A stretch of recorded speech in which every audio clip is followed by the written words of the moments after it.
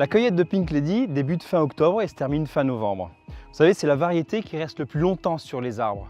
Tout simplement parce qu'elle prend le temps, lentement, de développer toutes ces saveurs qui lui sont si particulières. C'est d'ailleurs la première variété de pommes à fleurir au printemps et c'est la dernière à être ramassée à l'automne. C'est pour ça que c'est une variété qui demande beaucoup plus de temps et d'attention à apporter en verger. Pour déclencher la cueillette de Pink Lady, il faut réunir plusieurs éléments. Le premier d'entre eux, c'est la couleur. Il faut d'abord un fruit qui soit coloré sur au moins 50% de sa surface et avec une intensité de coloration dans le rose qui soit suffisante. Les autres pommes qui ne sont pas à ce stade attendront le prochain passage dans 10 jours. Il faut également vérifier la maturité physiologique du fruit. Et ça nécessite des analyses qui sont souvent conduites par les techniciens. Ils mesurent la fermeté du fruit, le taux de sucre dans le fruit et également ils vérifient que l'amidon qui est produit par l'arbre pendant la végétation soit suffisamment transformé en sucre. La cueillette se fait exclusivement à la main.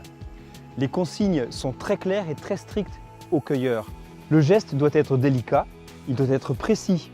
On prend la pomme dans le creux de la main et pas seulement dans le bout des doigts. La pomme doit être basculée vers le haut, ce qui permet au pédoncule de se détacher tout doucement de la branche et à la pomme ne pas venir se blesser contre la branche sur laquelle elle était attachée. C'est pour ça que la récolte de cette variété est 15% plus lente que les autres. Une fois qu'elles sont déposées dans les paddocks, les pommes sont transportées en station de conditionnement. Là, elles vont être triées, sélectionnées et emballées.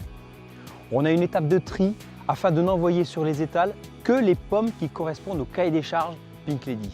Celles qui ne correspondent pas au cahier des charges ne seront pas jetées, mais elles vont être réutilisées. Il n'est pas question de gaspiller. Nous mettons tout en œuvre en verger pour que les pommes bénéficient d'un ensoleillement maximum et optimal. Mais toutes les pommes ne sont pas identiques. Les pommes correspondant au cahier des charges le plus exigeant auront la chance de porter la marque Pink Lady. J'estime que ça représente 65 à 70% de ma récolte. Les pommes qui sont plus petites vont être vendues sous la marque Pink Kids à destination des enfants parce qu'elles sont plus adaptées à leurs mains et à leur appétit. Et les pommes qui ont trop de défauts esthétiques, on va les utiliser pour faire des compotes ou des jus de pommes. En verger, les pommes trop abîmées sont laissées au sol et elles participent à l'alimentation organique du verger. Par contre, en station, ces pommes trop abîmées sont données à des éleveurs camarguais avec lesquels ils vont nourrir leurs chevaux et leurs taureaux.